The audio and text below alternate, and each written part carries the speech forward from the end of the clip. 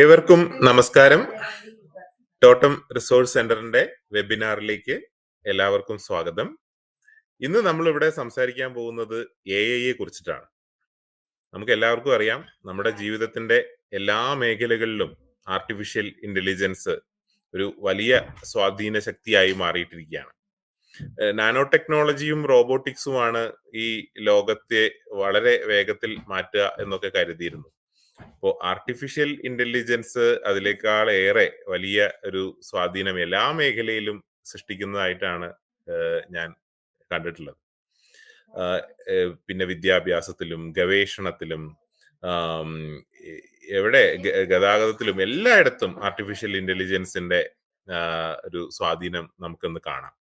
എങ്ങനെയാവും ഒരു 5 വർഷം അല്ലെങ്കിൽ 10 വർഷം കഴിഞ്ഞാൽ ഈ ലോകത്തിന്റെ ക്രമം എന്നത് ഊഹിക്കാൻ പറ്റാവുന്ന അത്ര ആർട്ടിഫിഷ്യൽ ഇന്റലിജൻസ്, നിർമ്മിത ബുദ്ധി ഓരോ ദിവസം കഴിയുന്തോറും വളർന്നുകൊണ്ടേയിരിക്കുകയാണ്. അപ്പോ ഞാൻ അധികം സംസാരിച്ചിട്ട് സമയം കളയുന്നില്ല. കൂടുതൽ ഈ വിഷയത്തെക്കുറിച്ച് കൂടുതൽ സംസാരിക്കാനായിട്ട് പ്രിയ സുഹൃത്ത് സരികയെ വളരെ സന്തോഷത്തോടെ സ്വാഗതം ചെയ്യുന്നു. താങ്ക് യു ജയിച്ചേട്ടാ. ഇതുപോലെ പറഞ്ഞ വളരെ കാലത്തൊരു ആത്മബന്ധമുണ്ട് ജയിച്ചേട്ടനായിട്ട്. അപ്പോ സാർടെക് ലാബ്സിന്റെയും മിഷൻ എന്ന് പറയുന്നത് എല്ലാവരിലും AI സാക്ഷരത, എല്ലാവരെയും AI സാക്ഷരരാക്കുക. അത് വിദ്യാർത്ഥികളായാലും ജനറൽ പബ്ലിക് ആയാലും കമ്പനികളായാലും എല്ലാവരിലേക്കും AI സാക്ഷരത എത്തിക്കുക എന്നുള്ള ഉദ്ദേശം വെച്ചിട്ടാണ്. ആരും പിന്തള്ളി പോവരുത്, എല്ലാവരെയും ഒരുമിച്ച് കൊണ്ടുപോകുക എന്നുള്ള ഉദ്ദേശം വെച്ചിട്ടാണ് നമ്മളും ടോട്ടത്തിന്റെ കൂടെ ഈ ഒരു വെബിനാർ സെഷനെ ജോയിൻ ചെയ്തിരിക്കുന്നത്. ഈ ഒരു അവസരം തന്നതിന് താങ്ക് യു. നമുക്ക് നേരെ ഞാൻ സ്ക്രീൻ ഷെയർ ചെയ്യാം. നമുക്ക് നേരെ ക്ലാസ്സിലേക്ക് നോക്കാം.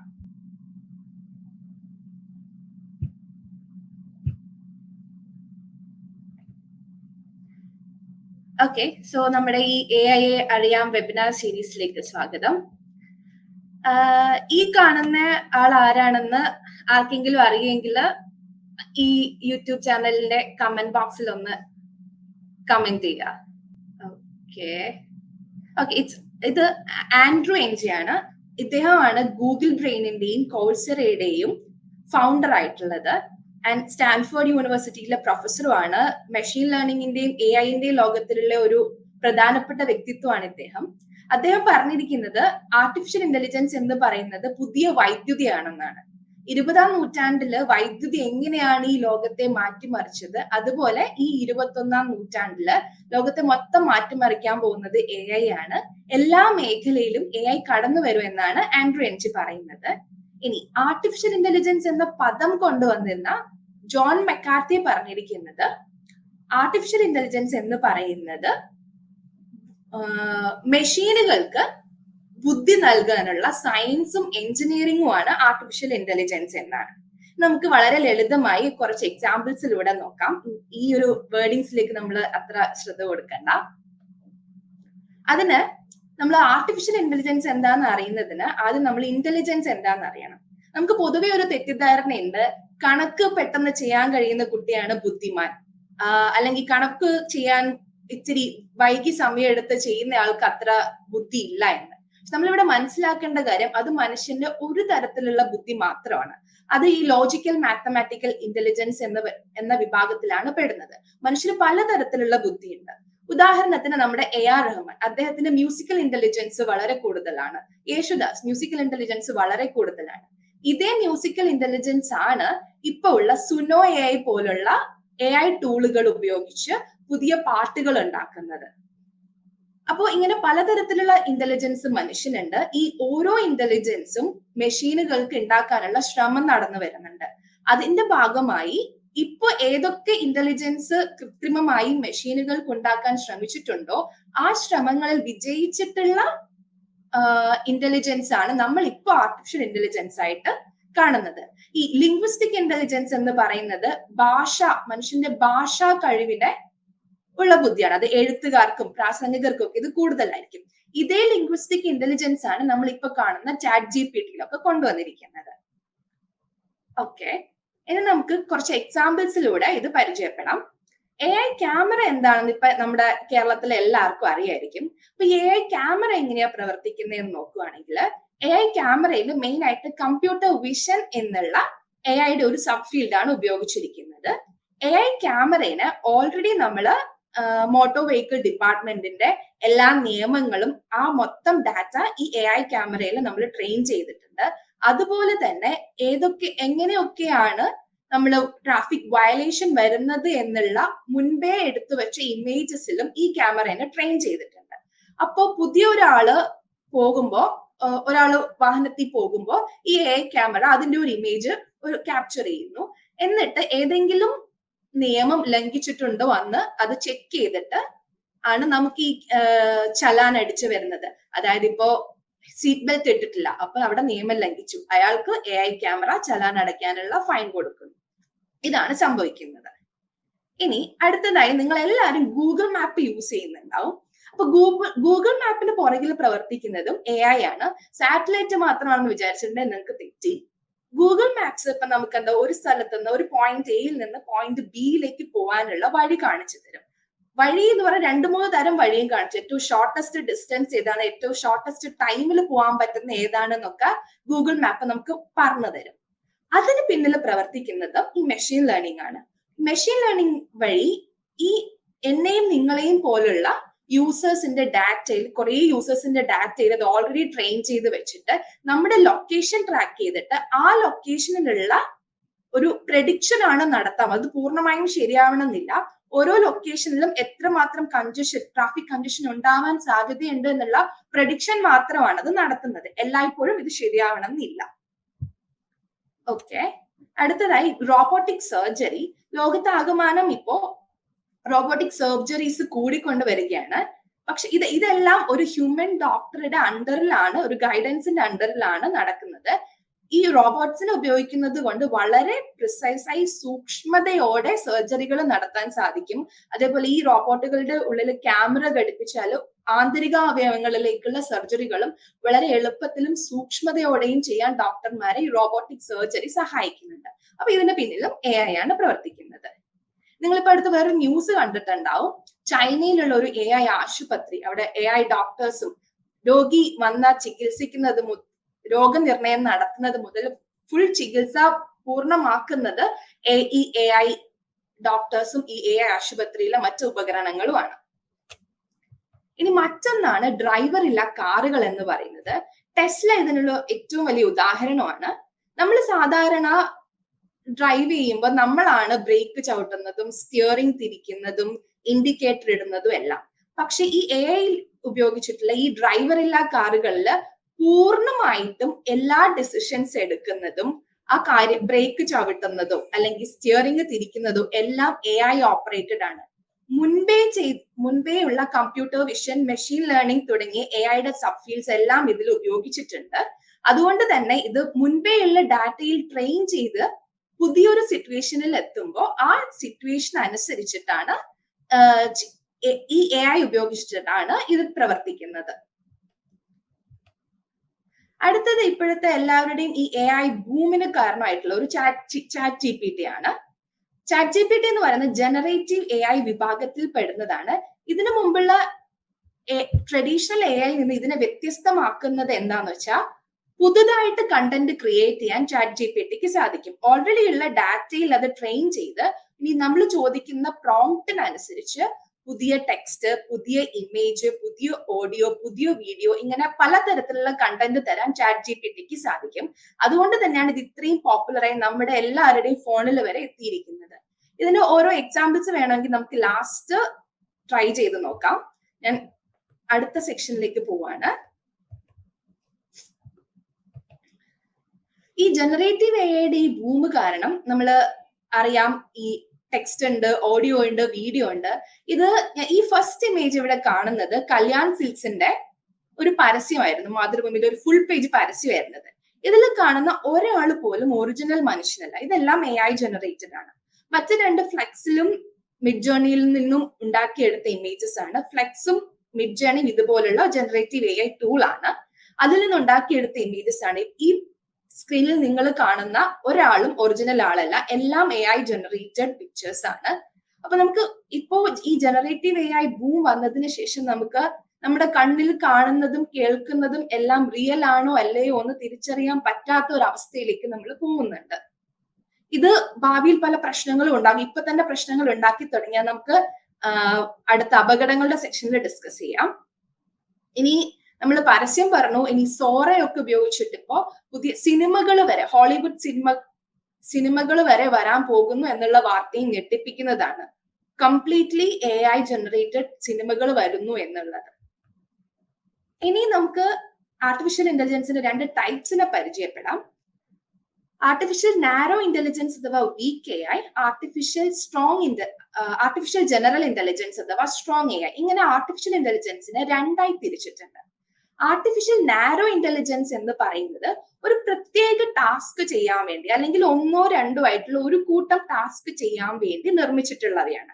നമ്മൾ ഇപ്പൊ കാണുന്ന എല്ലാ AI സിസ്റ്റംസും ഈ ആർട്ടിഫിഷ്യൽ നാരോ ഇന്റലിജൻസിന്റെ അണ്ടറിലാണ് വരുന്നത്. ഉദാഹരണത്തിന് നിങ്ങൾ യൂട്യൂബില് AR റഹ്മാൻ സോങ്സ് നിങ്ങൾ ഒരു സെർച്ച് നടത്തുന്നു, എന്നിട്ട് നിങ്ങൾക്ക് കിട്ടുന്ന ആ റെക്കമെൻഡേഷൻ, നിങ്ങൾക്ക് യൂട്യൂബ് തരുന്ന റെക്കമെൻഡേഷൻ നോക്കുക. ഇതിപ്പോ ഞാൻ ചെയ്തപ്പോ കാണിച്ച റെക്കമെൻഡേഷൻ ആണിത്. ഇതേ റെക്കമെൻഡേഷൻ ആയിരിക്കില്ല നിങ്ങൾക്ക് ലഭിക്കുന്നത്. കാരണം ഓരോ യൂസറിന്റെയും ഇഷ്ടങ്ങളും മുൻപത്തെ ബ്രൗസിംഗ് ഹിസ്റ്ററിയും, മുൻപ് നിങ്ങൾ ഏതൊക്കെ വീഡിയോസിന് ലൈക്ക് ചെയ്തിട്ടുണ്ട്, അല്ലെങ്കിൽ നിങ്ങൾ അത് ഷെയർ ചെയ്തിട്ടുണ്ട്, നിങ്ങളുടെ മുൻപത്തെ ഹിസ്റ്ററി ഒക്കെ നോക്കിയിട്ടാണ് നിങ്ങൾക്ക് യൂട്യൂബ് ഒരു വീഡിയോ സജസ്റ്റ് ചെയ്യുന്നത് അല്ലെങ്കിൽ റെക്കമെൻഡ് ചെയ്യുന്നത്. അതുപോലെ തന്നെ ഇപ്പോ ആമസോണോ നെറ്റ്ഫ്ലിക്സോ ഇവരൊക്കെ മൂവീസ് റെക്കമെൻഡ് ചെയ്യുന്നതും, ആമസോൺ, ഫ്ലിപ്കാർട്ട് പോലുള്ള ഷോപ്പിംഗ് സൈറ്റ് നിങ്ങൾക്ക് പ്രൊഡക്റ്റ് റെക്കമെൻഡ് ചെയ്യുന്നതും എല്ലാം ഈ ഒരേ ഒരു ടാസ്ക് ആണ് ചെയ്യുന്നത്. അതായത് നിങ്ങൾക്ക് റെക്കമെൻഡ് ചെയ്ത് തരുന്നു എന്നുള്ള ഒരു ടാസ്ക് ആണ് ചെയ്യുന്നത്. നമ്മൾ നേരത്തെ പറഞ്ഞ AI ക്യാമറയ്ക്ക് നിങ്ങൾക്ക് ഇങ്ങനെ ഒരു പാട്ട് സജസ്റ്റ് ചെയ്ത് തരാനോ അല്ലെങ്കിൽ ഒരു പ്രൊഡക്റ്റ് റെക്കമെൻഡ് ചെയ്ത് തരാനോ സാധിക്കില്ല. തിരിച്ച് ഇതേപോലെ ഈ ആമസോണിന് നിങ്ങൾക്ക് ആമസോണിന്റെ നിങ്ങൾ ഫോൺ പോയി പിടിച്ചാല്, ട്രാഫിക്കിൽ പോയി പിടിച്ചാല് അവിടെ ട്രാഫിക് വയലേഷൻ ഉണ്ടോ ഇല്ലയോ എന്ന് ആമസോണിന് പറഞ്ഞു തരാനും പറ്റില്ല. അപ്പോ AI ക്യാമറയ്ക്ക് ഒരു പ്രത്യേക ടാസ്ക് ആണ്, ഈ യൂട്യൂബും ആമസോണും പോലുള്ള റെക്കമെൻഡേഷൻ സിസ്റ്റംസ് വേറൊരു ടാസ്ക് ആണ്. ഇവയ്ക്ക് അവരുടേതായ ടാസ്കിന് പുറമേയുള്ള ടാസ്കുകൾ ചെയ്യാൻ സാധിക്കില്ല. ഇനി ആർട്ടിഫിഷ്യൽ ജനറൽ ഇന്റലിജൻസ് എന്ന് പറഞ്ഞ ഒരു സാധനം അതിപ്പോ നിലവിലില്ല. ആർട്ടിഫിഷ്യൽ ജനറൽ ഇന്റലിജൻസിലേക്ക് എത്താനുള്ള ശ്രമമാണ് നമ്മുടെ ശാസ്ത്രജ്ഞർ ഇപ്പോഴും നടത്തിക്കൊണ്ടിരിക്കുന്നത്. അതിലേക്കുള്ള ഒരു ചെറിയ ചുവടുവയ്പായിട്ട് വേണമെങ്കിൽ നമുക്ക് ഈ ഹ്യൂമനോയിഡുകളെയും അതേപോലെ ചാറ്റ് GPT പോലത്തെ ടൂളുകളെയും നമുക്ക് കാണാൻ പറ്റും. പക്ഷെ നമ്മൾ ഇനി ഒത്തിരി മുന്നേറാനുണ്ട്. നമ്മൾ ആൻഡ്രോയിഡ് സിനിമയിൽ കണ്ട ആൻഡ്രോയിഡ് കുഞ്ഞപ്പൻ ഈ ആർട്ടിഫിഷ്യൽ ജനറൽ ഇന്റലിജൻസിന്റെ ഒരു ചെറിയൊരു ഫോം ആണെന്ന് വേണമെങ്കിൽ പറയാം. കാരണം ആ കുഞ്ഞപ്പനെ ജപ്പാനിൽ നിന്ന് കേരളത്തിലേക്ക് കൊണ്ടുവന്നു. അപ്പൊ അതിന്റെ എൻവയോൺമെന്റ് മാറിയപ്പോ അത് സ്വയം കാര്യങ്ങൾ പഠിച്ച് ആ എൻവയോൺമെന്റിനോട് പൊരുത്തപ്പെട്ട് കാര്യങ്ങൾ ചെയ്യാൻ തുടങ്ങി. അതുപോലെ തന്നെ അത് പല കാര്യങ്ങൾ ചെയ്യുന്നുണ്ട്. വീട്ടിലെ ജോലി ചെയ്യുന്നുണ്ട്, നാട്ടുകാരുടെ ജോലി ചെയ്യുന്നുണ്ട്. സോ അതിന് ഒരു ടാസ്ക് അല്ല, പല ടാസ്കുകൾ ചെയ്യാൻ പറ്റും. അത് മനുഷ്യനോട് സാദൃശ്യമുള്ള രീതിയിൽ തന്നെ പെർഫെക്റ്റ് ആയിട്ട് ചെയ്യാൻ പറ്റും. അതാണ് ആർട്ടിഫിഷ്യൽ ജനറൽ ഇന്റലിജൻസ്. ഇനി മറ്റൊരു കാര്യമുണ്ട്, ആർട്ടിഫിഷ്യൽ സൂപ്പർ ഇന്റലിജൻസ് എന്നുള്ളത്. നമ്മൾ ഹോളിവുഡ് സിനിമകളായ ടെർമിനേറ്ററിലും ഹെറിലും ഒക്കെ കണ്ടിട്ടുള്ളത് ആർട്ടിഫിഷ്യൽ സൂപ്പർ ഇന്റലിജൻസ് ആണ്. അത് എന്താന്ന് വെച്ചാൽ മനുഷ്യബുദ്ധിയെ കടത്തി വെക്കുന്ന ബുദ്ധിയാണ് ആർട്ടിഫിഷ്യൽ സൂപ്പർ ഇന്റലിജൻസ്. അത് മനുഷ്യന് ഭാവനയിൽ മാത്രമാണുള്ളത്. ആൻഡ് അത് നമുക്ക് കുറച്ചൊരു പേടിപ്പിക്കുന്ന ഒരു കാര്യം കൂടെയാണ്. പക്ഷെ നമ്മൾ ഇപ്പോഴൊന്നും ആർട്ടിഫിഷ്യൽ സൂപ്പർ ഇന്റലിജൻസിലേക്ക് എത്തില്ല, നമ്മുടെ ഭാവനയിൽ തന്നെയാണ് ഇപ്പൊ ഇരിക്കുന്നത്. ഇനി ആർട്ടിഫിഷ്യൽ ഇന്റലിജൻസിന്റെ സബ് ഫീൽഡ്സ് കൂടെ പരിചയപ്പെടുത്താം. ആർട്ടിഫിഷ്യൽ ഇന്റലിജൻസിന്റെ ഇപ്പൊ ഏറ്റവും മോസ്റ്റ് ഇമ്പോർട്ടൻറ്റ് സബ് ഫീൽഡ് എന്ന് പറയുന്നത് മെഷീൻ ലേണിംഗ് ആണ്. ലാർജ് എമൗണ്ട് ഓഫ് ഡാറ്റയിൽ നിന്ന് കാര്യങ്ങൾ പഠിച്ച്, മനുഷ്യൻ തന്റെ എക്സ്പീരിയൻസിൽ നിന്ന് കാര്യങ്ങൾ പഠിച്ച് കാര്യങ്ങളോട് റെസ്പോണ്ട് ചെയ്യുന്നത് പോലെ ഈ ഡാറ്റയിൽ നിന്ന് കാര്യങ്ങൾ പഠിച്ച് സ്വയം റെസ്പോണ്ട് ചെയ്യാൻ മെഷീനെ പ്രാപ്തരാക്കുന്നതാണ് മെഷീൻ ലേണിംഗ്. ഇനി നാച്ചുറൽ ലാംഗ്വേജ് പ്രോസസ്സിംഗ് എന്ന് പറയുന്നത് മനുഷ്യനും കമ്പ്യൂട്ടറും തമ്മിലുള്ള ഒരു ലാംഗ്വേജ്, ഹ്യൂമൻ ലാംഗ്വേജിനെ ഒരു ഇന്റർസെക്ഷൻ ആയിട്ട് പ്രവർത്തിക്കുന്നതാണ് നാച്ചുറൽ ലാംഗ്വേജ് പ്രോസസ്സിംഗ്.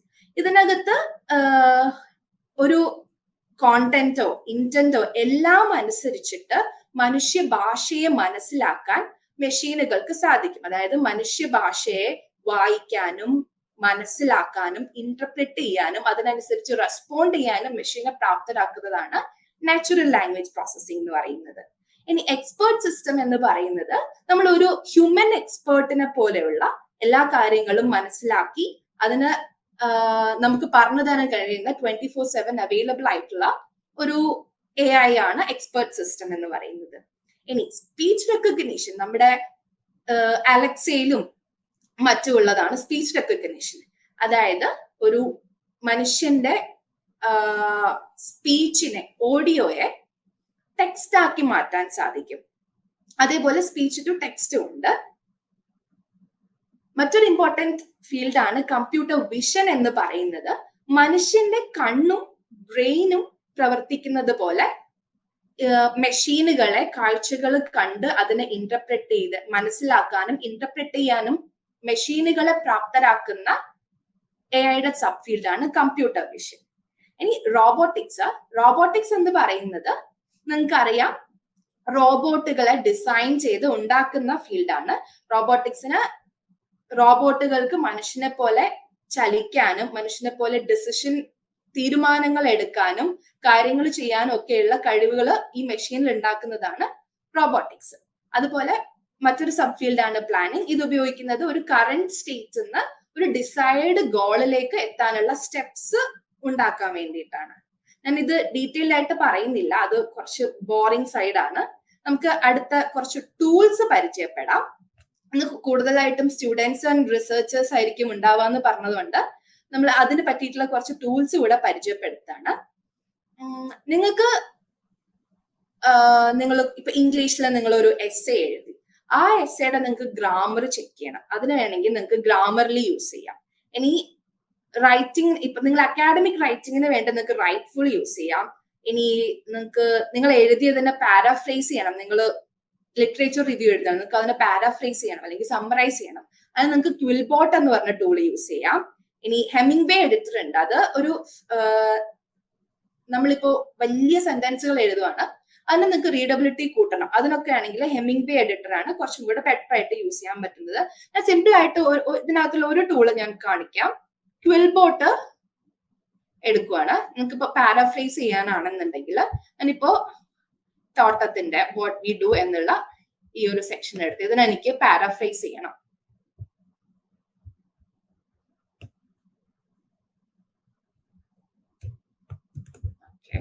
എനിക്ക് പാരാഫ്രേസ് ചെയ്യണം. സോ ഞാൻ ഇത് ഓപ്പൺ ചെയ്തു. ഈ കാണുന്ന ബോക്സിൽ ഞാനത് പേസ്റ്റ് ചെയ്തു. എന്നിട്ട് ഓക്കെ, ഈ ഒരു സെക്ഷൻ ഞാൻ പാരാഫ്രേസ് ചെയ്യണം. ഇത് നിങ്ങൾക്ക് പ്രീമിയം വേർഷനും ഉണ്ട്, പെയ്ഡ് വേർഷനും ഉണ്ട്. നിങ്ങളുടെ ആവശ്യത്തിന് പെയ്ഡ് വേർഷൻ എടുക്കണമെന്നില്ല. നമുക്ക് ഫ്രീ ആയിട്ട് യൂസ് ചെയ്യാൻ പറ്റുന്ന ഈ വേർഷൻ മാത്രം മതിയാവും. കണ്ടോ, ഞാൻ ഇവിടെ എനിക്ക് വേണ്ട ടെക്സ്റ്റ് ഇട്ടു, ഞാൻ പാരാഫ്രേസ് ചെയ്യാൻ കൊടുത്തു. എനിക്ക് ഇവിടെ ഈ റൈറ്റ് സൈഡിലുള്ള ബോക്സിൽ ഇവരിത് കാണിക്കുവാണ്.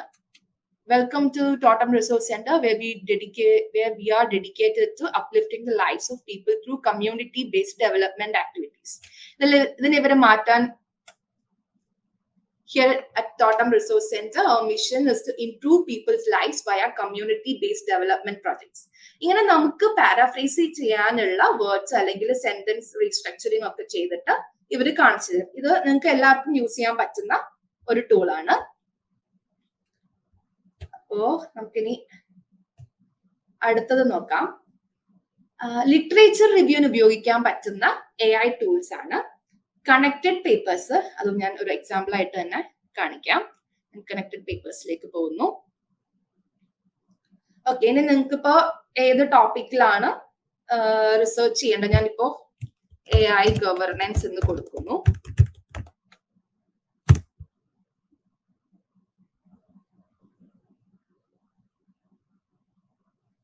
ഓക്കെ,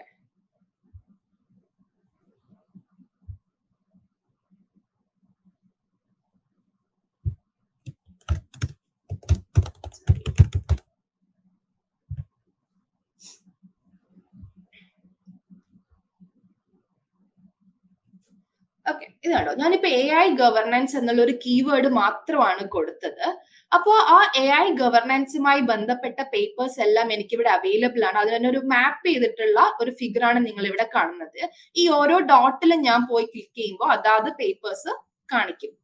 അപ്പൊ നിങ്ങൾക്ക് ഇങ്ങനെ ഒരു വിത്തിൻ സെക്കൻഡ്സ് നിങ്ങൾക്ക് ഒരു ടോപ്പിക്കുമായി റിലേറ്റഡ് ആയിട്ടുള്ള പേപ്പേഴ്സ് മൊത്തം കിട്ടുകയാണ്, അതിന്റെ സമ്മറിയും കിട്ടുന്നു. ഓക്കെ, ഇങ്ങനെ ഒത്തിരി AI ടൂൾസ് ഉണ്ട്. ഇതുപോലെ കണക്റ്റഡ് പേപ്പേഴ്സ് പോലുള്ള മറ്റൊരു ടൂളാണ് iris.ai. ഇത് നിങ്ങൾക്ക് പേപ്പേഴ്സ് ഫൈൻഡ് ചെയ്യാനും സമ്മറൈസ് ചെയ്യാനും ഒക്കെ സഹായിക്കും. അതുപോലെ തന്നെയുള്ള മറ്റൊരു ടൂളാണ് സെമാന്റിക് സ്കോളർ. നിങ്ങൾക്ക് കുറച്ചും കൂടെ സയന്റിഫിക് പേപ്പേഴ്സിനെ സമ്മറൈസ് ചെയ്യാനാണ് ഹെൽപ്പ് ചെയ്യുന്നത്. അതുപോലെ തന്നെയുള്ള മറ്റൊരു ടൂളാണ് എലിസിറ്റ്. ഓക്കെ, നിങ്ങൾ ഇതെല്ലാം ഒന്ന് ട്രൈ ചെയ്ത് നോക്കുക. പിന്നെ ഇങ്ങനത്തെ ടൂൾസിനൊരു ഒരു കാര്യം നമ്മൾ ശ്രദ്ധിക്കേണ്ടി വരിക, ചിലത് മിക്കവാറും പെയ്ഡ് വേർഷനും ഉണ്ടാവും, ഫ്രീ വേർഷനും ഉണ്ടാവും.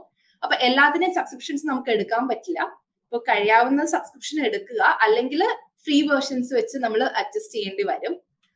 അതും ഒരു നെഗറ്റീവ് സൈഡിലേക്ക് പോകുന്നുണ്ട്. നമുക്ക് ലേറ്റർ സ്റ്റേജിൽ അതും കൂടെ ഡിസ്കസ് ചെയ്യാം. ഇനി റിസർച്ച് അനാലിസിസിന് യൂസ് ചെയ്യാൻ പറ്റുന്ന ടൂൾസ് ആണ് atlas.pi. ഇതിന് ഇതേപോലെ ക്വാളിറ്റേറ്റീവ് ഡാറ്റ അനാലിസിസിന് atlas.pi നല്ല ബെനിഫിറ്റ് ഉണ്ടാക്കുന്നുണ്ട്. തീമാറ്റിക് അനാലിസിസും കണ്ടന്റ് അനാലിസിസും നമുക്ക് ചെയ്യാൻ പറ്റും. അതുപോലെ തന്നെ ഇതിനകത്ത് നിങ്ങൾക്ക് ഇവിടെ കാണാം, ഇവര് മെഷീൻ ലേണിംഗ് ഉപയോഗിച്ചിട്ടാണ് ഇവര് ഈ കോഡ്സിന്റെയും തീംസിന്റെയും ഒക്കെ റിലേഷൻഷിപ്പ് കണ്ടുപിടിക്കുന്നതും ഓട്ടോകോഡ് ചെയ്യുന്നതും ഒക്കെ. അടുത്തത് മങ്കി ലേൺ എന്ന് പറയുന്നത്. മങ്കി ലേണും ഇതേപോലെ AI ടെക്സ്റ്റ് അനാലിസിസ് ടൂൾ ആണ്. തീമാറ്റിക് അനാലിസിസും സെന്റിമെന്റ് അനാലിസിസും ചെയ്യും. അതുപോലെ തന്നെ ഇതിന് പ്രോസസ് ഓട്ടോമേറ്റ് ചെയ്യാനും തീംസ് എക്സ്ട്രാക്ട് ചെയ്യാനും ഒക്കെ സാധിക്കും. അതും ലാർജ് എമൗണ്ട് ഓഫ് ഡാറ്റയാണ് ഇതിന്റെ. ഓക്കെ, ഇതിലും നമ്മൾ യൂസ് ചെയ്യുന്നത് ഇതിന് പിന്നിൽ യൂസ് ചെയ്യുന്നത് മെഷീൻ ലേണിംഗ് ആണ്. ആ മെഷീൻ ലേണിംഗ് വെച്ചിട്ടാണ് ഇതിൽ തീംസും ടോപ്പിക്സും പാറ്റേൺസും ഒക്കെ ഐഡന്റിഫൈ ചെയ്യുന്നത്. നിങ്ങൾക്ക് ഇതും യൂസ് ചെയ്ത് നോക്കാവുന്നതാണ്. ഫ്രീ ട്രയലും ഉണ്ട്, പെയ്ഡ് വേർഷനും ഉണ്ട്. അതുപോലെ തന്നെ ഉള്ള അടുത്തൊരു ടൂളാണ് ലെക്സിമാൻസർ. ഇതും ടെക്സ്റ്റ് അനാലിസിസ് ടൂളാണ്. ഇത് നമ്മുടെ തീംസും കോൺസെപ്റ്റ്സും ഒക്കെ ഓട്ടോമാറ്റിക്കലി ഡിറ്റക്ട് ചെയ്യും. ഇതിനകത്ത് ഇതേപോലെ AI കാപ്പബിലിറ്റീസ് എന്ന് പറയുന്നത് കോൺസെപ്റ്റ് മാപ്പിങ്ങും അതേപോലെ സെമാന്റിക് റിലേഷൻഷിപ്സ് ബിറ്റ്വീൻ തീംസ് കണ്ടുപിടിക്കുക എന്നുള്ളതാണ്. മാക്സ് കൂടെയാണ് അടുത്തത്. ഇതാണ് എന്റെ ഫേവറേറ്റ് ടൂള്. ഞാൻ സ്ഥിരം യൂസ് ചെയ്യുന്നത് മാക്സ് കൂടെയാണ്. മേ ബി ഞാൻ ഇതിൽ സെറ്റായി പോയത് കൊണ്ടായിരിക്കണം. മാക്സ് കൂടെ ഒരു വെർസറ്റൈൽ ടൂൾ ആണ്. ഇതിനകത്ത് ക്വാളിറ്റേറ്റീവ് ആൻഡ് മിക്സഡ് മെത്തേഡ്സ് നമുക്ക് ചെയ്യാൻ പറ്റും. ആൻഡ് ഇതിന് ടെക്സ്റ്റുവൽ ഡാറ്റേനെ നമുക്ക് പാറ്റേൺസ് കണ്ടുപിടിക്കാൻ പറ്റും, റിക്കറിംഗ് തീംസ് ഡിറ്റക്ട് ചെയ്യാൻ പറ്റും. അതേപോലെ കോഡിന്റെ നമുക്ക് കുറച്ച് പാട്ടൊക്കെ നമുക്ക് ഓട്ടോമേറ്റ് ചെയ്യാനും പറ്റും. ഇതും നല്ലൊരു ടൂളാണ് റിസർച്ചേഴ്സിന്.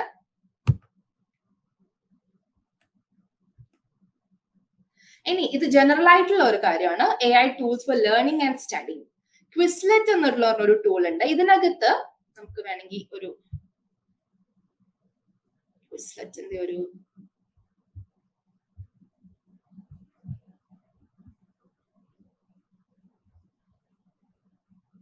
വീഡിയോ ലോഗിൻ ചെയ്തിട്ടില്ല. ഓക്കെ, ക്വിസ്ലെറ്റിനകത്ത് നിങ്ങൾക്ക് ഇങ്ങനെ ഫ്ലാഷ് കാർഡ്സ് ഉണ്ട്, സ്റ്റഡി ഗൈഡ്സ് ഉണ്ട്, നിങ്ങൾക്ക് പ്രാക്ടീസ് ടെസ്റ്റ് ചെയ്യാൻ പറ്റും. ഇതുപോലെ ഇതിനകത്ത് കുറെ ഗെയിംസ് ഉണ്ട്. കുട്ടികളെ നമുക്ക് പഠനത്തിൽ ഇൻട്രസ്റ്റ് കൂട്ടാൻ ഈ ക്വിസ്ലെറ്റ് പോലത്തെ ടൂൾസ് സഹായിക്കും. ഇനി ഖാൻ അക്കാദമി എന്ന് പറയുന്നത് കുട്ടികൾക്ക് ഇൻഡിവിജ്വൽ ആയിട്ട് വ്യക്തിഗത പഠന പാതകൾ പ്രൊവൈഡ് ചെയ്യുന്ന ഒരു സ്പേസ് ആണ്. ഇവരുടെ അമേരിക്ക ബേസ്ഡ് ആണ്, പക്ഷെ ഇന്ത്യയിൽ ഒത്തിരി കുട്ടികൾ ഖാൻ അക്കാദമി യൂസ് ചെയ്യുന്നുണ്ട്. ഖാൻ അക്കാദമിക്ക് അവരുടേതായിട്ടുള്ള പ്രത്യേകം AI ടൂൾ സിസ്റ്റം തന്നെയുണ്ട്. അപ്പൊ നിങ്ങൾക്ക് നിങ്ങളുടെ കുട്ടിയുടെ വേഗത അനുസരിച്ച് ചിലർക്ക് പെട്ടെന്ന് കോൺസെപ്റ്റ്സ് ക്യാച്ച് ചെയ്യാൻ പറ്റും, ചിലർക്ക് അത് കുറച്ച് സമയം എടുത്തേ പറ്റും. അപ്പൊ കുട്ടികളുടെ സ്പീഡിനനുസരിച്ച് ചാപ്റ്റേഴ്സ് പഠിച്ചു പോവാൻ എന്തുകൊണ്ട് ഖാൻ അക്കാദമി നിങ്ങളെ സഹായിക്കും. അടുത്തത് സോക്രാറ്റിക് ബൈ ഗൂഗിളിന്റെ ആണ്. ഇതും AI ബേസ്ഡ് ടൂൾ ആണ്. നിങ്ങൾക്ക് നിങ്ങളുടെ ക്വസ്റ്റ്യൻസും ഡൗട്ട്സും എല്ലാം ഈ സോക്രാറ്റിക് എ എൽ കൊടുത്താല് അതിന്റെ വിത്ത് എക്സ്പ്ലനേഷൻ നിങ്ങൾക്ക് അതിന്റെ ആൻസേഴ്സ് കിട്ടും. അതും ഫിസിക്സ്, കെമിസ്ട്രി, മാത്സ് ഏത് സബ്ജക്റ്റ് ആയാലും കുഴപ്പമില്ല. ഇത് നിങ്ങൾക്ക് ഈസിലി ആക്സസിബിൾ ആയിട്ടുള്ള ടൂളാണ്. ഇനി നമ്മൾ ടൂൾസ് പറഞ്ഞു, ജനറൽ എ ഐയുടെ ഇൻട്രൊഡക്ഷൻ പറഞ്ഞു. ഇനി നമുക്ക് എ ഐയുടെ അപകടങ്ങൾ കൂടെ നോക്കാം. ഇപ്പൊ എല്ലാരെയും പേടിപ്പെടുത്തുന്ന കാര്യമാണ് എ ഐ വന്നാൽ എന്റെ ജോലി പോകും എന്നുള്ളത്. ഈ ഒരു ചോദ്യം സ്വയം ചോദിക്കുന്നവരുടെ എണ്ണം കൂടിക്കൊണ്ടുവരികയാണ്. അപ്പൊ നമുക്ക് ഇപ്പൊ തന്നെ കാണാം, മിക്കവാറും കുറച്ച് ലേ ഓഫുകൾ നടക്കുന്നു. ആൾക്കാർക്ക് 10 പേര് ചെയ്യേണ്ട ജോലി ഇപ്പൊ ഒരാൾ ചെയ്യേണ്ട ജോലിയിലേക്ക് മാറുന്നു. അപ്പൊ അത്രയും പേരുടെ ജോലി പോകുന്നു. അപ്പൊ നമ്മൾ മനസ്സിലാക്കേണ്ടത്, പണ്ട് കമ്പ്യൂട്ടർ വന്നപ്പോഴും നമ്മൾ പറഞ്ഞുകൊണ്ടിരുന്നു കമ്പ്യൂട്ടർ വന്ന ആൾക്കാരുടെ ജോലി നഷ്ടപ്പെടും. പക്ഷെ എന്തായി, കൂടുതൽ ജോലികൾ അപ്പൊ തുറക്കപ്പെടുകയായിരുന്നു ചെയ്തത്. യെസ്, കുറച്ചു പേർക്ക് ജോലി നഷ്ടപ്പെട്ടിട്ടുണ്ട്, പക്ഷെ കൂടുതൽ ജോലികൾ ഉണ്ടാകുകയായിരുന്നു ചെയ്തത്. അതുപോലെ തന്നെയാണ് എ ഐയുടെ കാര്യവും. എ ഐനെ നമ്മൾ ഈ ഒരു പേടിയോടെ അല്ല നോക്കി കാണേണ്ടത്. എ ഐ വന്നാല് നടക്കാൻ പോകുന്നത് ഈ റിപ്പിറ്റേറ്റീവ് ആയിട്ടുള്ള ടാസ്കുകൾ, അത്ര റിപ്പിറ്റേറ്റീവ് ആയിട്ടുള്ള ജോലികൾ ചെയ്യുന്നത് ഈ എ ഐ മെഷീൻസ് ഏറ്റെടുക്കും. എന്നാൽ അല്ലാതെ ഒത്തിരി ജോലികൾ തുറക്കപ്പെടും. ഉദാഹരണത്തിന് ടെക്നോളജി സൈഡിൽ തന്നെ പലതരം ജോലികളുണ്ട്. ഇപ്പൊ എ ഐ റിസർച്ച് എഞ്ചിനീയർ ഉണ്ടാവും, ഡാറ്റ സയന്റിസ്റ്റ് ഉണ്ടാവാം. ഇനി ഇത്രയും ടെക്നിക്കൽ നോളജ് ഒന്നും ആവശ്യമില്ലാത്ത ഇപ്പോ ഡാറ്റ ക്ലീനിങ് പോലത്തെ ഈ എ ഐ റിസർച്ച് എഞ്ചിനീയറിനെല്ലാം ജോലി ചെയ്യാൻ വേണ്ട ഡാറ്റ ഉണ്ടാക്കി കൊടുക്കാൻ, ഡാറ്റ കളക്ട് ചെയ്യാൻ, ഡാറ്റ ക്ലീൻ ചെയ്യാനൊക്കെ ആൾക്കാർ ആവശ്യമാണ്. അപ്പൊ അതിന് ടെക്നിക്കൽ നോളജ് കുറച്ച് ഉള്ളവരും മതിയാവും. ഇനി ഇതൊന്നും അല്ലാതെ ഒത്തിരി നോൺ ടെക്നിക്കൽ ജോലികൾ കൂടെ എ ഐ കാരണം വരുന്നുണ്ട്. For example, A I governance ഫീൽഡിൽ ഒത്തിരി ജോലികൾ ഉണ്ടാവും. അതേപോലെ എ ഐ എത്തിക്സ് ഫീൽഡിൽ ഒത്തിരി ജോലികൾ ഉണ്ടാവും. അങ്ങനെ ടെക്നിക്കൽ ആൻഡ് നോൺ ടെക്നിക്കൽ ജോലികൾ ഒത്തിരി എ ഐ കാരണം തുറക്കപ്പെടും. അപ്പൊ നമ്മള് എ ഐയെ പേടിയോടെയല്ല കാണേണ്ടത്. എ ഐ നമ്മൾ എന്തായാലും ഇനിയുള്ള മുന്നോട്ടുള്ള നമ്മുടെ ജീവിതത്തിൽ എ ഐ എന്തായാലും കൂടെ ഉണ്ടാവും. എല്ലാ മേഖലകളിലും എ ഐ കടന്നു വരും. അപ്പൊ നമ്മള് അപ്ഡേറ്റഡ് ആയിരിക്കുക എന്നുള്ളതാണ് ചെയ്യേണ്ടത്. നമ്മൾ നമ്മുടെ സ്കിൽസിനെ എപ്പോഴും അപ്ഡേറ്റ് ചെയ്തിരിക്കുക. ഇനി നമ്മള് ജയിച്ചേട്ടൻ നേരത്തെ നമ്മള് ഇൻട്രൊഡക്ഷൻ സെക്ഷനിൽ പറഞ്ഞ കാര്യമാണ്, എയുടെ അപകടത്തില് നമ്മള് ശ്രദ്ധിക്കേണ്ട മറ്റൊരു കാര്യം, ഓൾറെഡി നമ്മുടെ സൊസൈറ്റിയില് ഡിജിറ്റൽ അല്ലെങ്കിൽ ടെക്നോളജി ഡിവൈഡ് ഓൾറെഡി ഉണ്ട്. ഈ എ ഐ ബൂം കാരണം ആ ഡിജിറ്റൽ ഡിവൈഡ് ഒന്നും കൂടെ വൈഡൻ ചെയ്യപ്പെടുകയാണ്. അപ്പൊ എന്താ പറയാ, ഇപ്പൊ എഡ്യൂക്കേഷൻ, റിസോഴ്സസ്, ഡിജിറ്റൽ ഇൻഫ്രാസ്ട്രക്ചർ ഒക്കെ ഉള്ള ഒരാളെ അപേക്ഷിച്ച് നമ്മുടെ കുറച്ച് അണ്ടർ പ്രിവിലേജ്ഡ് ആയിട്ടുള്ള ആൾക്കാർ വീണ്ടും പിന്നോക്കം പോവാനുള്ള ഒരു സാധ്യത കൂടുതലാണ്. അപ്പൊ നമുക്ക് തന്നെ മനസ്സിലാക്കാം, ഇപ്പോ എന്താ പറയാ, എ ഐ ബേസ്ഡ് സർവീസസ്, ഇപ്പോ ഹെൽത്ത് കെയറോ എഡ്യൂക്കേഷനോ ജോബ് ഓപ്പർച്യൂണിറ്റിയോ എന്താണെങ്കിലും അതിപ്പോ ഇന്റർനെറ്റും സ്മാർട്ട് ഫോണും കമ്പ്യൂട്ടറും ഒക്കെ ഉള്ള ഒരാൾക്ക് കിട്ടുന്ന അത്ര ഈസി ആയിട്ട് ഇതൊന്നും ഇല്ലാത്ത ഒരാൾക്ക് പെട്ടെന്ന് കിട്ടില്ല. അപ്പൊ ആ അന്തരം എ ഐയുടെ കാലത്ത് വീണ്ടും കൂടിക്കൊണ്ടിരിക്കുകയാണ്. അപ്പൊ നമ്മൾ ഈ സമയത്ത് ശ്രദ്ധിക്കേണ്ട ഒത്തിരി കാര്യങ്ങളുണ്ട്. ഇതിൽ തന്നെ മറ്റൊരു കാര്യം പറയാനുള്ളത്, നമ്മൾ പറഞ്ഞല്ലോ നേരത്തെ, എ ഐ വരുന്നത് ഡാറ്റയിൽ ട്രെയിൻ ചെയ്തിട്ടാണ് എ ഐ സിസ്റ്റംസ് വർക്ക് ചെയ്യുന്നത്. അപ്പോ ഈ എ ഐ സിസ്റ്റംസ് ട്രെയിൻ ചെയ്ത ഡാറ്റയില് ഒരു ചില പ്രത്യേക വിഭാഗത്തിൽപ്പെട്ട ആൾക്കാരുടെ ഡാറ്റ ഇല്ലെങ്കിലോ, ഈ സ്മാർട്ട് ഫോണും ഇന്റർനെറ്റും കമ്പ്യൂട്ടറും ഒന്നും ഉപയോഗിക്കാത്ത ആളുകളുണ്ട്, അവരുടെ ഒന്നും ഡാറ്റ എ ഐ ട്രെയിനിങ്ങിൽ ഉപയോഗിക്കുന്നില്ല. അപ്പോ നമ്മുടെ ആൻഡ്രോയിഡ് കുഞ്ഞപ്പനിൽ പറഞ്ഞതുപോലെ ഒരു എക്സാമ്പിൾ ഉണ്ടായിരുന്നു. ഒരു ആളുടെ പേര് പറഞ്ഞിട്ട് അയാൾക്ക് വാട്സാപ്പ് ഇല്ല, ഫേസ്ബുക്ക് ഇല്ല, ഇൻസ്റ്റാഗ്രാം ഇല്ല, ഇതൊന്നുമില്ല, അതുകൊണ്ട് ആ ഒരാൾ എക്സിസ്റ്റ് ചെയ്യുന്നില്ല എന്ന് കുഞ്ഞപ്പൻ പറഞ്ഞ ഒരു സീൻ ഉണ്ടായിരുന്നു. നിങ്ങൾ ശ്രദ്ധിച്ചിട്ടുണ്ടോ എന്നറിയില്ല. സെയിം സാധനമാണ് നടക്കാൻ പോകുന്നത്.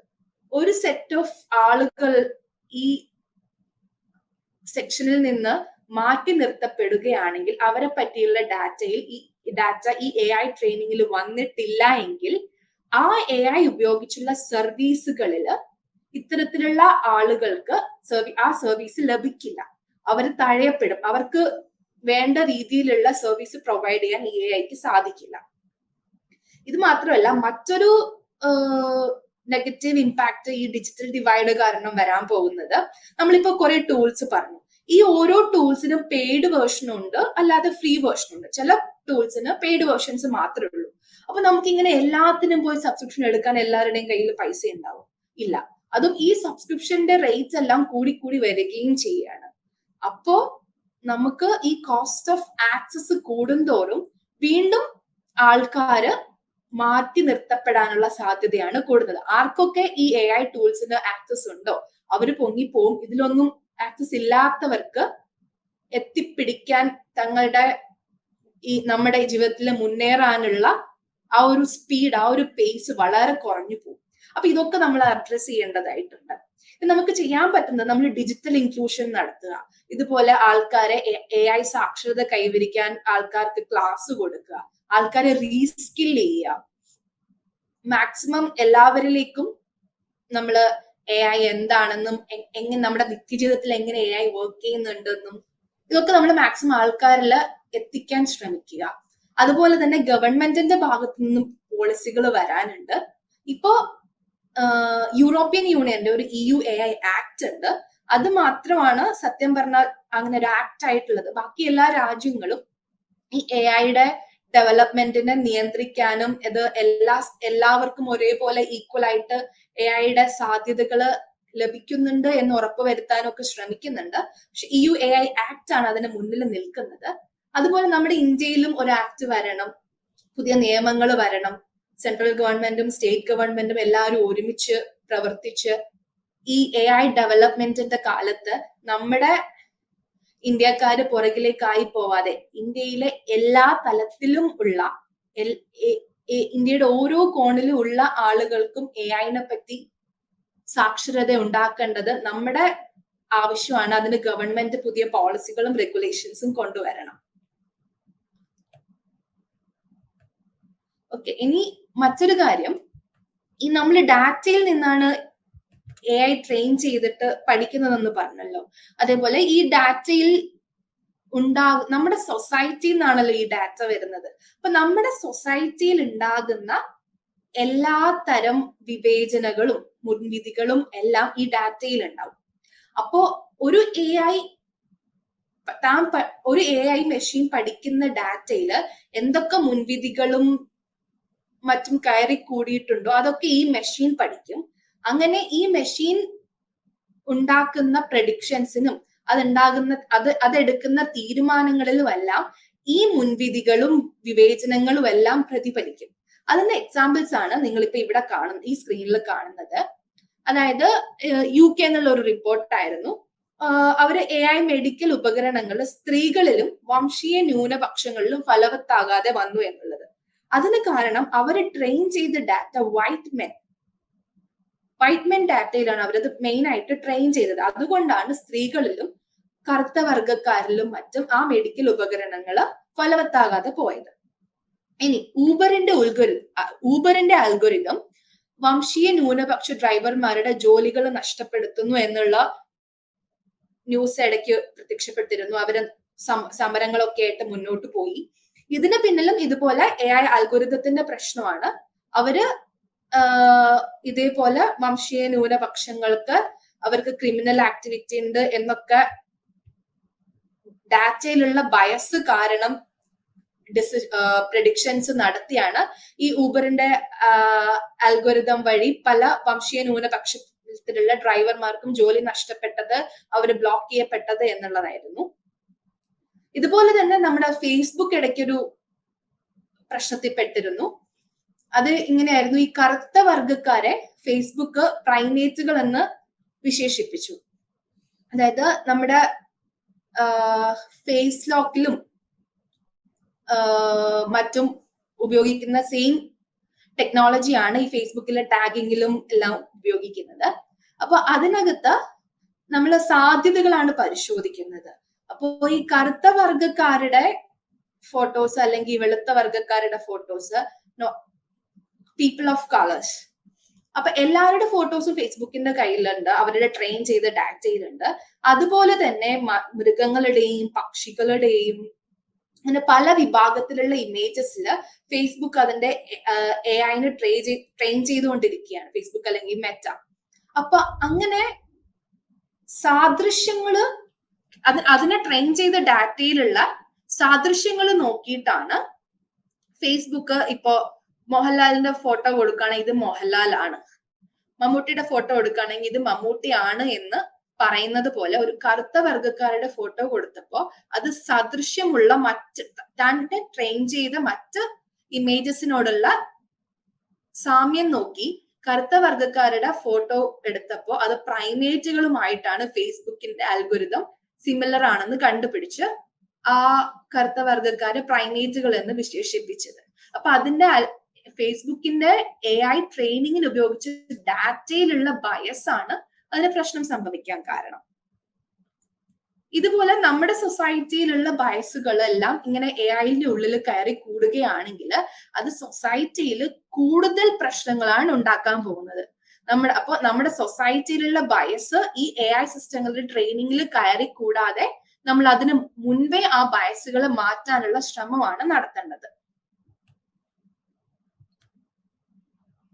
ഇനി നമ്മൾ നേരത്തെ ChatGPTയുടെ കാര്യം പറഞ്ഞു. അതായത് പുതിയതായിട്ടുള്ള ടെക്സ്റ്റും ഇമേജും വീഡിയോ ഒക്കെ ജനറേറ്റ് ചെയ്യാൻ ChatGPTക്ക് കഴിയും.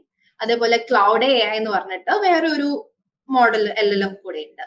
എന്നാൽ നമുക്ക് ഈ ChatGPTയും ക്ലൗഡ് AI ഒക്കെ തരുന്ന ആൻസേഴ്സ് ശരിയായിരിക്കണമെന്ന് ഒരു നിർബന്ധവും ഇല്ല. നിങ്ങൾ ഈ ഒരു വീഡിയോ ഒന്ന് കണ്ടു നോക്കൂ. ഞാൻ അതായത് കേരളത്തിന്റെ ഔദ്യോഗിക പക്ഷി ഏതാണെന്ന് ഞാൻ ChatGPTയുടെ അടുത്ത് ചോദിക്കുന്നു. അപ്പോ ChatGPTയുടെ ഉത്തരമാണ് കേരളത്തിന്റെ ഔദ്യോഗിക പക്ഷി കരിമ്പാറയ്ക്കാണ്. അപ്പൊ ഞാൻ മൃഗം എന്താന്ന് ചോദിച്ചു. നിങ്ങൾ ഗ്രേറ്റ് ഹോൺബിൽ, പക്ഷെ കരിമ്പാറയ്ക്കാണെന്നാണ് പറഞ്ഞത്. ഓക്കെ, മൃഗം എന്ന് ചോദിച്ചപ്പോൾ പറഞ്ഞു കേരളത്തിന്റെ ഔദ്യോഗിക മൃഗം കാട്ടാനയാണെന്ന് പറഞ്ഞു. Okay, Asian elephant. അപ്പൊ ഞാൻ ചോദിക്കുകയാണ് അപ്പൊ പശുവോ എന്ന്. അപ്പൊ അതിന്റെ ആൻസർ നോക്കിക്കോ, കേരളത്തിന്റെ ഔദ്യോഗിക കന്നുകാലി പശുവാണ്. വെച്ചൂർ പശു എന്നും കൂടെ ഒരു സ്പെസിഫിക് ഒരു ആൻസറും കൂടെ തന്നു. അപ്പൊ എനിക്ക് എന്തായാലും കൗതുകം തോന്നി. ഞാൻ ചോദിച്ചു എപ്പോ മുതൽ. അപ്പൊ വെച്ചൂർ പശുവിനെ കേരളത്തിന്റെ ഔദ്യോഗിക കന്നുകാലിയായി 2000 പ്രഖ്യാപിച്ചു. അപ്പൊ ഞാൻ വീണ്ടും ചുമ്മാ ഒന്ന് ചോദിച്ചു ആന അല്ലേ? അപ്പൊ അതിന്റെ ആൻസർ നോക്കൂ. ക്ഷമിക്കണം, നിങ്ങൾ ശരിയാണ്. കേരളത്തിന്റെ ഔദ്യോഗിക മൃഗം ഏഷ്യൻ ആനയാണ്. കൗ ഔദ്യോഗിക കന്നുകാലിയാണ്. അപ്പോ ഇവിടുത്തെ പ്രശ്നം എന്താന്ന് വെച്ചാല് ഈ ChatGPTനെ അല്ലെങ്കിൽ ഏതൊരു LLMനെയും ട്രെയിൻ ചെയ്ത ഡാറ്റയില് ഇല്ലാത്ത കാര്യങ്ങളെ പറ്റി ഇവയോട് ചോദിക്കുമ്പോൾ അതിന് കറക്റ്റ് ആയിട്ടുള്ള ഉത്തരം തരാൻ പറ്റില്ല. ഇവരുടെ പുറകിൽ പ്രവർത്തിക്കുന്ന ടെക്നോളജി എന്താന്ന് വെച്ചാല് ഇവര് ഈ ChatGPT ഓർ ക്ലൗഡ് AI ചെയ്യുന്നത് നമുക്ക് സാധ്യതകളാണ് അത് ഉത്തരങ്ങളായിട്ട് തരുന്നത്. അപ്പോ പക്ഷെ അത് എത്ര ശതമാനമാണ് ഓരോ ഉത്തരവും ശരിയാവാനുള്ള സാധ്യത എന്ന് ഇത് നമുക്ക് കാണിച്ചു തരുന്നില്ല. ഇതിനെ ട്രെയിൻ ചെയ്തിരിക്കുന്ന ഡാറ്റയിൽ നിന്നും കുറെ വേർഡ്സ് ഒരുമിച്ച് വെച്ച് അതിനെ കമ്പൈൻ ചെയ്ത് നമ്മളിപ്പോ കാണുന്ന രീതിയിൽ ഇപ്പൊ വലിയൊരു സെന്റൻസോ അല്ലെങ്കിൽ വലിയൊരു പാരഗ്രാഫോ തരികയാണ് ചെയ്യുന്നത്. ഇതെല്ലാം ഓരോ സാധ്യതകൾ വെച്ചിട്ടാണ് അത് പ്രെഡിക്ട് ചെയ്യുന്നത്. നമ്മൾ കാണുന്നില്ലെന്നേ ഉള്ളൂ.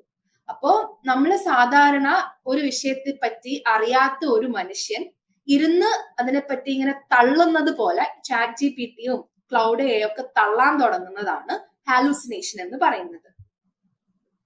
അപ്പൊ നമ്മൾ എപ്പോഴും ശ്രദ്ധിക്കേണ്ടത് നിങ്ങൾ ChatGPTയോ ക്ലൗഡ് AIയോ എന്തെങ്കിലും ഉപയോഗിച്ച് നിങ്ങളുടെ ഏതൊരു വർക്കിന് വേണ്ടിയും നിങ്ങൾ ഈ ChatGPT ഉപയോഗിക്കുമ്പോൾ ആ ആൻസർ നിങ്ങൾ എന്തായാലും പൂർണ്ണമായി വായിച്ചു നോക്കണം.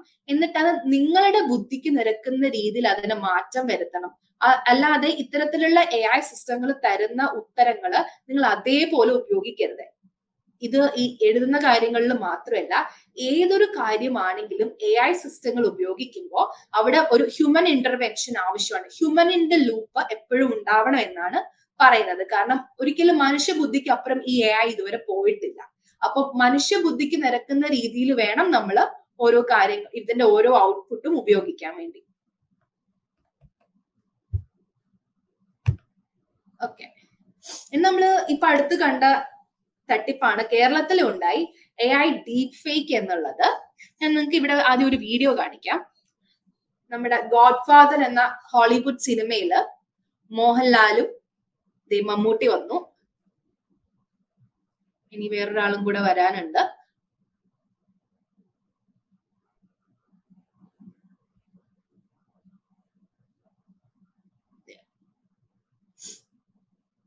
മമ്മൂട്ടിയും മോഹൻലാലും ഫഹദ് ഫാസിലും ഒക്കെ ഗോഡ് ഫാദർ എന്ന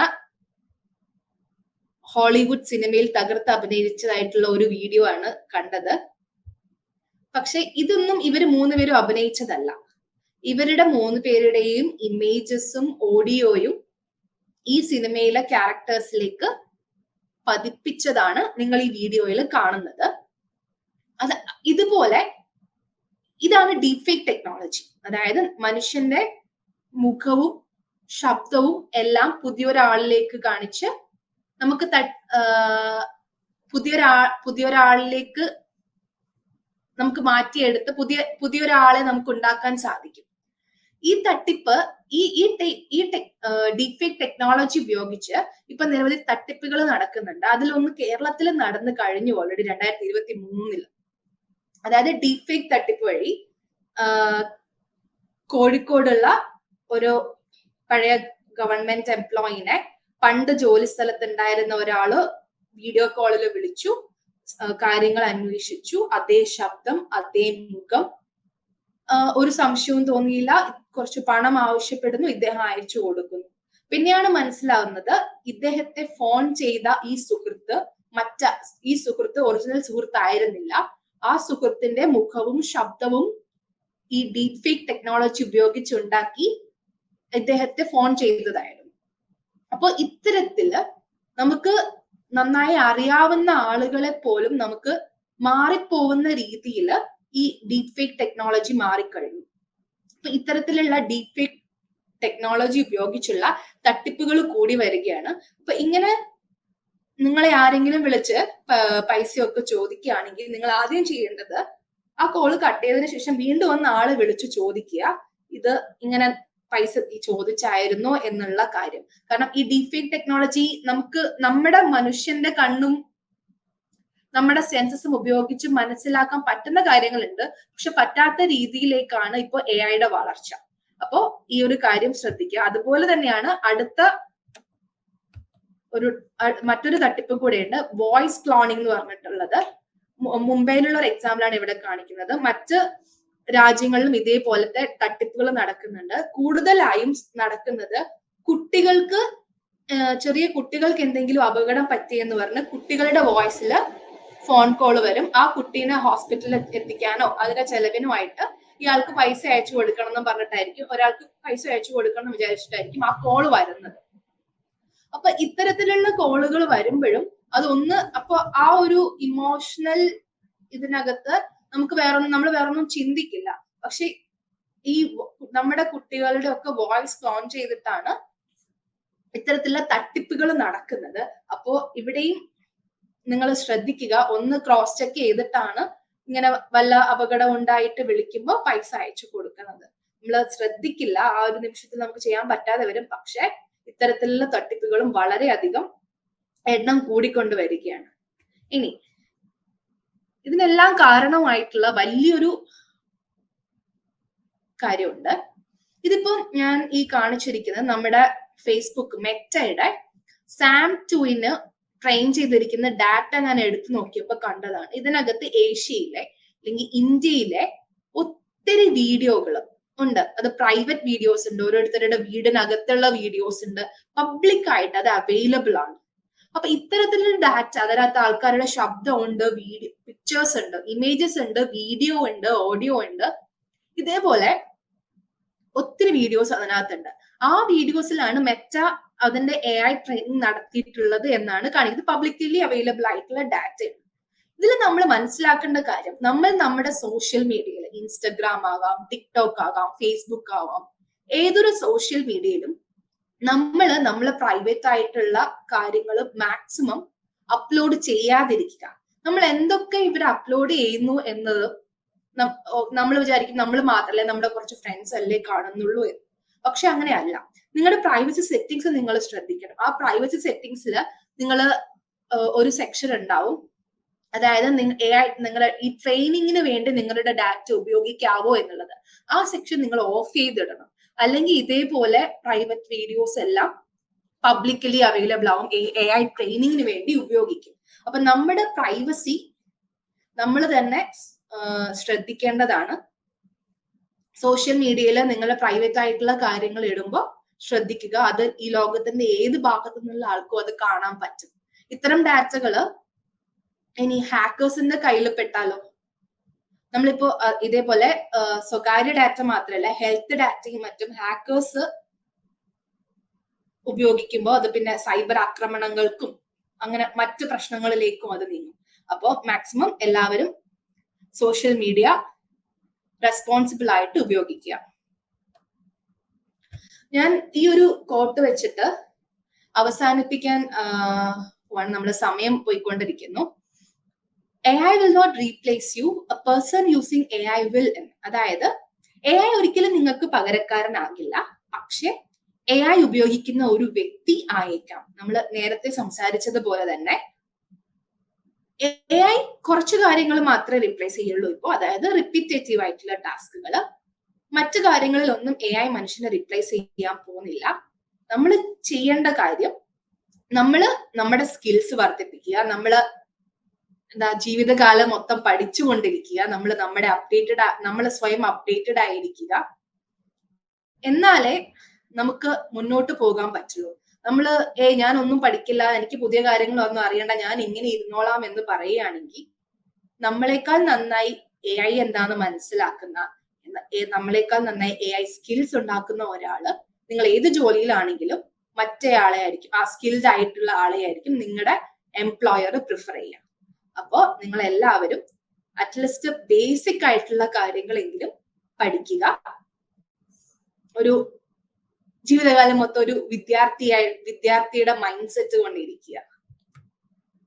ഇപ്പോ ഇതെന്റെ ലിങ്ക്ഡിൻ സാർടെക് ലാബ്സിന്റെ ലിങ്ക്ഡിന്റെ പേജും എന്റെ പേഴ്സണൽ പ്രൊഫൈലും അതേപോലെ യൂട്യൂബിന്റെ പേജുമാണ്. ഇതെന്റെ യൂട്യൂബ് ചാനലാണ് സാർടെക് AI അക്കാഡമി എന്നുള്ളത്. ഇതിനകത്ത് മലയാളത്തില് സിമ്പിൾ ആയിട്ട് AIയുടെ കോൺസെപ്റ്റ്സും പുതിയ ഇൻട്രസ്റ്റിംഗ് ഫാക്ട്സും പുതിയ അപ്ഡേറ്റ്സും ഒക്കെ പറയാൻ ശ്രമിക്കുന്നുണ്ട്. അപ്പോൾ ഇതിൽ ഇൻട്രസ്റ്റഡ് ആയിട്ടുള്ള ആൾക്കാർക്ക് നിങ്ങൾ ഇത് ഷെയർ ചെയ്യുക, അതേപോലെ ചാനൽ സബ്സ്ക്രൈബ് ചെയ്യുക. ഇന്ന് ഞാൻ വളരെ ബേസിക് ആയിട്ടും സിമ്പിൾ ആയിട്ടുള്ള കാര്യങ്ങളാണ് സംസാരിച്ചത്. നമുക്ക് ഇനിയുള്ള സെഷൻസിൽ ഏതെങ്കിലും സ്പെസിഫിക് ടോപ്പിക്കോ എങ്ങനെയാന്ന് വെച്ചാൽ നോക്കിയിട്ട് നമുക്ക് തീരുമാനിച്ചിട്ട് ചെയ്യാം. അത് നിങ്ങൾക്ക് ഈ കമന്റ് ബോക്സിലും പറയാം ഏത് വിഷയത്തിലാണ് നമുക്ക് സംസാരിക്കേണ്ടത് എന്നുള്ളത്. അപ്പോ thank you so much. Thank you Sarika.